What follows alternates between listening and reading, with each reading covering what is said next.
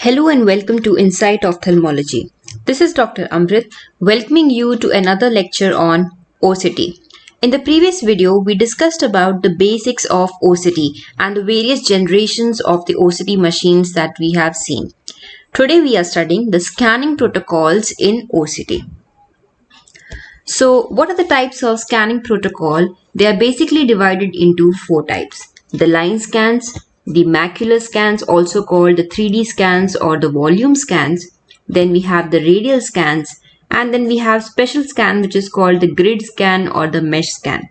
Under the heading of line scan, we have another important scan which is called the raster scan. Okay, so we have to remember these basic types of scans under the various types of protocols of the OCT.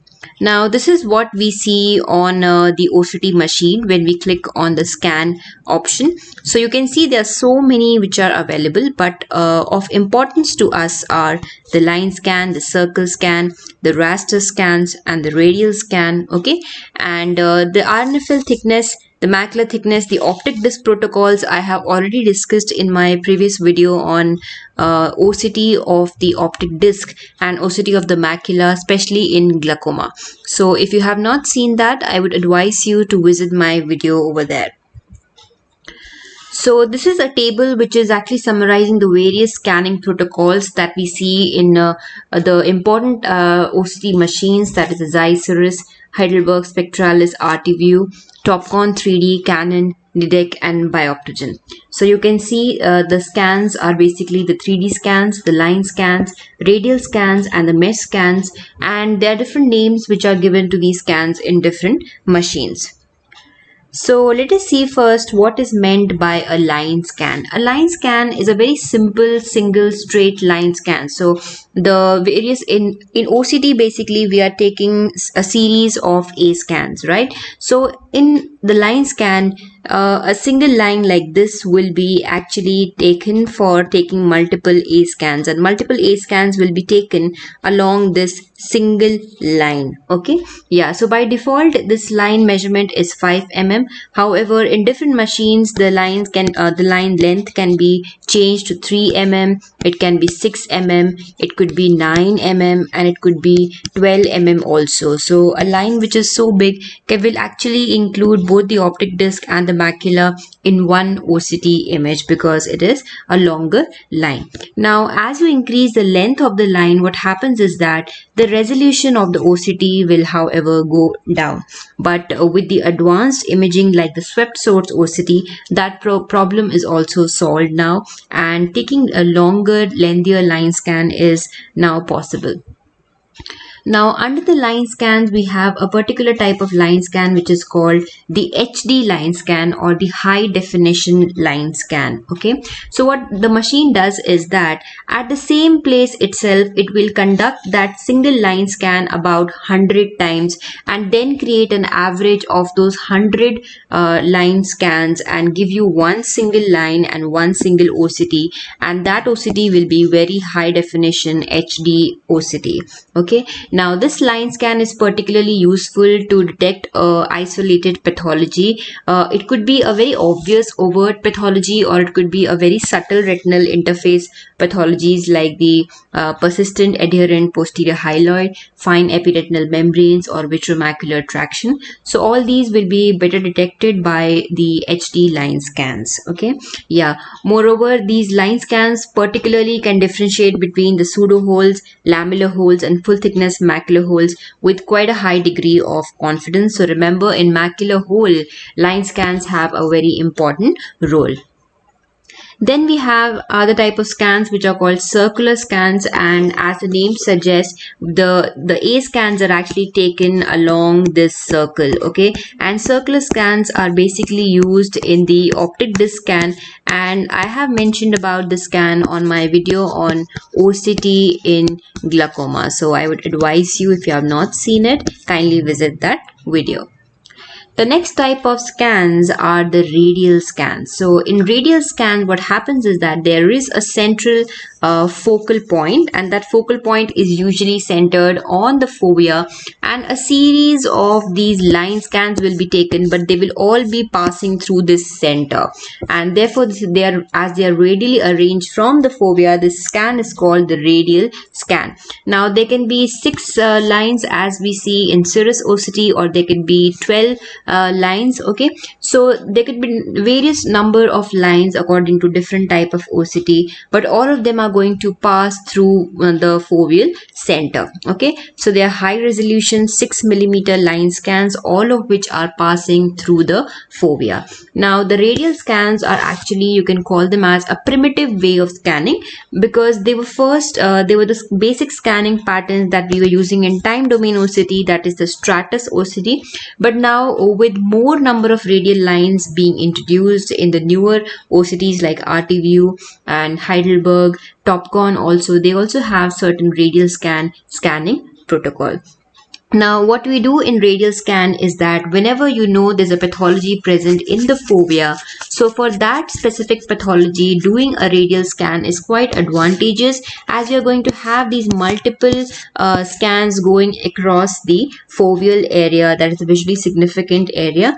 And compared to the raster scanning, you know what happens in raster scanning is that raster scanning is also a line scan, in which the line scans are actually taken like this. So multiple parallel line scans will be taken, okay, in the form of a rectangular area. So that is what is called a raster scan. Okay, so now if there's a fundus pathology, say present in the foveal region, okay, and suppose it's a very small and it is present in between these two lines, there is a possibility that you might miss this pathology because it is present between two raster lines, right?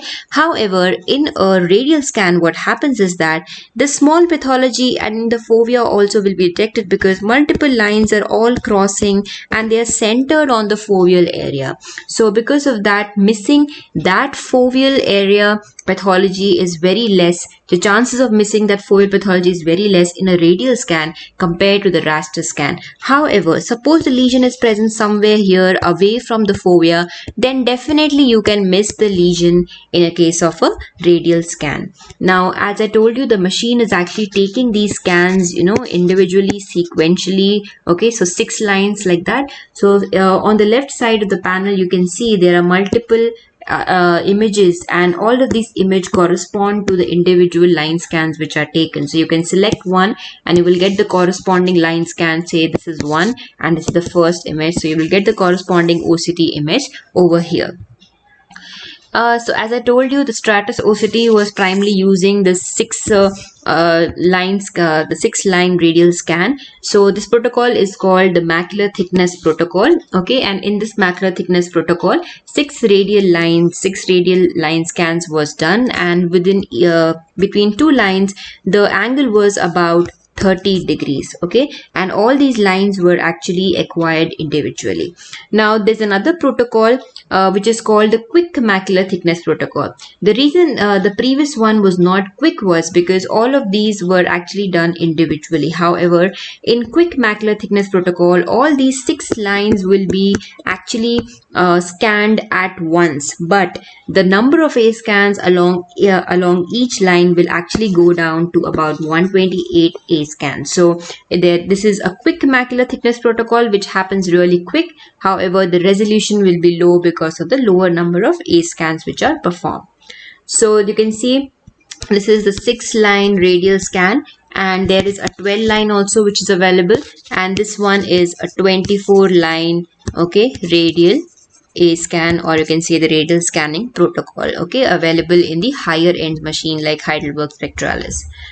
Next, what we have is a cube scan or the macular scan. Now, the cube scans are actually volume scans. Okay, they are going to conduct various horizontal scan, okay, in the form of a cube which is centered onto the fovea. So they are going to take these horizontal scans like this, okay, in a cube fashion, and along each line scan there will be a particular fixed amount of A scans that would be actually performed. So in the cirrus OCT by ziess, what we see is we have 2 types of macular scans. 200 into 200 and 128 into 512. Here, the first number, that is 200 and 128, will denote how many horizontal line scans will you do in that particular cube. And the second numerical over here, that is 20512, denotes the number of A scans which are performed per each horizontal line scan, okay, in the 6 mm square grid. So you take a 6 mm into 6 mm square grid, and then there will be 200 lines like this. On each line, 200 A scans are going to be done in cirrus OCT. Similarly, in 128 protocol, there will be 128 lines, okay, which are less than 200, but the scans are more, okay. So what happens is that as the number of A scans will increase, the resolution will be more. Now, in topcon 3D OCT, what happens is that we have two protocols, that is 256 into 256 and 128 into 5112, okay. That means the first line, the first number denotes that we are actually scanning 256 lines, and then we are doing 256 A scans per line, right? So as you do these A scans, okay, along each line, this quantitative information will then be color coded and will be given in a form of a topograph or a tomographic image, okay. So it's very similar to the corneal topography. You get a color coded image, okay, like this. So in this, if you get a green color image and a blue color image, those are called actually the cold colors, and they indicate that there are areas of retinal thinning, and the warmer colors, you know, will indicate the areas of thicker retina, right? So next, as you can see in Heidelberg spectralis OCT, the same 3D scans, different protocols are available. That is, we have a dense protocol and a fast 25 B scans protocol, in which there are 25 lines, okay, each containing 512 A scans. And then we have a dense protocol in which you have so many lines, 1024 lines. Similarly, in RT view OCT, we have 101, 512 A scans, but the grid size is decreased. And then we have a special grid protocol, which is called the MM5 protocol, which I'll explain you in a while. So this is the color coded macular cube scan of the cirrus, okay, and this is the EDTRS 9 segments. This is 1, 2, 3, 4, 5, 6, 7, 8, and 9. Okay, the central one is the foveal subthreshold, the central threshold, central thickness. Now, this calculation of the macular cube scan is done from the internal limiting membrane to the RPE. Okay, so this is the cube scan, and you can see this is the internal limiting membrane. So from the internal limiting membrane to going up to the retinal pigment epithelium. Okay, so retinal pigment epithelium, this is the calculation depth of the macular cube in the cirrus OCT particularly. Now, as I told you, in the cirrus OCT, basically we have two protocols, that is the 200 into 200 and the 128 into 5112. Okay, or 512. Now this 128 512 is the default macular scan. So compared to the 200, as you can see, the number of lines are much less from top to bottom, but the number of A scans as you go from left to right are more. So the resolution is more from left to right, but the lines are spaced farther apart from top to bottom, and therefore from top to bottom the resolution will be less, and there are chances of missing a pathology from top to bottom, but as such the resolution is more from left to the right side. So this image over here shows the 3D scans. Okay, you can see there's a macular cube. It's called the volume scan in Heidelberg. In RT view, you have 3D macular MM5. Topcon, you have the fast map. Okay, and so on and so forth. Next, what we have is the radial scans. Okay, so in radial scan, as I already told you, that there's a 12 line, there's a 6 line in the stratus OCT, and in Heidelberg spectralis you can actually select the number of lines that you want. Okay, and in the line scans, the next type of scans are the raster scans. Okay, so in the cirrus OCT particularly, we have the 5-line raster scan and the 1-line raster scan. In Heidelberg spectralis, we have 7-line raster scan. In RT view, you have this HD line, cross line, HD cross line, and so on and so forth. So let us talk about the cirrus OCT raster scan. So we have the HD 5-line raster scan, which is called the highest density scan or the high definition scan. It is called highest density because the number of A scan, just look at it. This is in thousands. It is in 4,000, sorry, 4,996 A scans in each of the 5 lines. So it is called 5-line raster because you're taking 1, 2, 3, 4, 5 lines, and on each line you are doing 4,096 A scans. Okay, now the length of these raster lines and the angle, the distance between them, all of that can be adjusted based upon the area of interest, and usually it is about a 3 millimeter length, which provides an OCT image with maximum resolution. So the position of scan can be changed according to the image areas of the focal pathology. Even if it is present outside fovea, you can actually move the scan outside fovea also. So this image over here shows you the raster 5-line raster of cirrus OCT. You can see it is centered on the fovea. Then there's a high definition 1-line scan also, which is called 20x. Why it is called 20x is that in the same cirrus OCT, we have a 6 mm 5-line raster, in which if we sample each line 4 times, okay, so I told you there are 5 lines, each line is being sampled 4 times. That means we are taking about 20 samples, right? So all these 20 sample details are going to be then collapsed into one single line, and that one single line will be high definition OCT line. So this is called the high definition 1-line 20x scanning protocol of the cirrus OCT. Then as I told you, there's a special scan in the RT view which is called the grid scan or the mesh scan. So in this grid scan, it is actually we are taking a B scans in a form of a grid. So we take a series of horizontal line and vertical line, and A scans are now be conducted along the vertical and also along the horizontal line. So this is the difference with raster and the volume. In raster also we have the scans conducted only along one direction, and in volume also we have scans conducted along one direction. We do not take any vertical scans over here.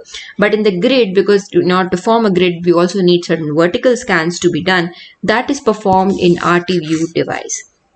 So here the scan is composed of a less dense area, that is 11 into 11 B scan grid, and then we have an inner grid of 6 into 6 B scan grid. Okay, so as you can see in this picture, we select a bigger grid of 5 into 5 mm, in which the number of B scans that are done are 11 into 11, and in each line there will be 668 A scans. So what I mean to say is, in this 5 into 5 mm, there will be 11 lines like this: 3, 4, 5, 6, 7, 8, 9, 10, 11. And similarly, horizontal also you will draw about 11 lines.